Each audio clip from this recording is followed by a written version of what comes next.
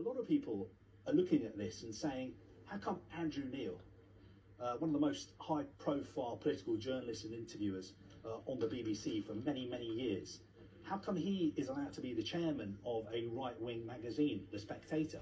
How come he is allowed to express political opinions on Twitter as much as he wants?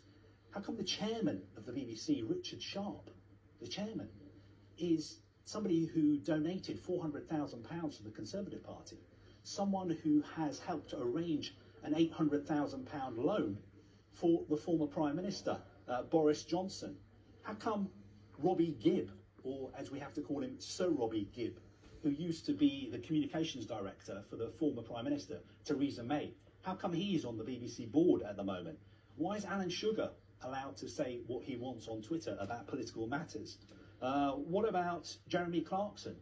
He's got a column in The Sun, he's got a column in the Sunday Times. When he was on the BBC, he frequently expressed political opinions which many people think are extreme on social media. And why is the Director General of the BBC, Tim Davie, the Director General, he used to be the Deputy Chairman of the Hammersmith and Fulham Conservative Party.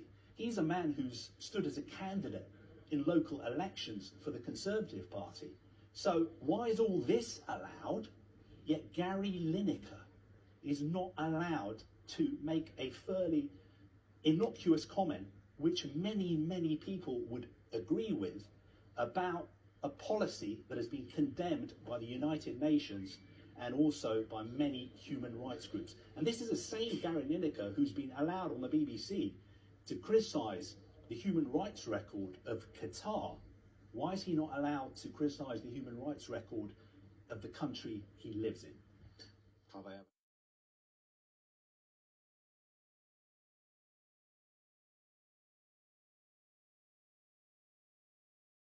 Header. But Gerrard! Oh, you beauty! What a head, son!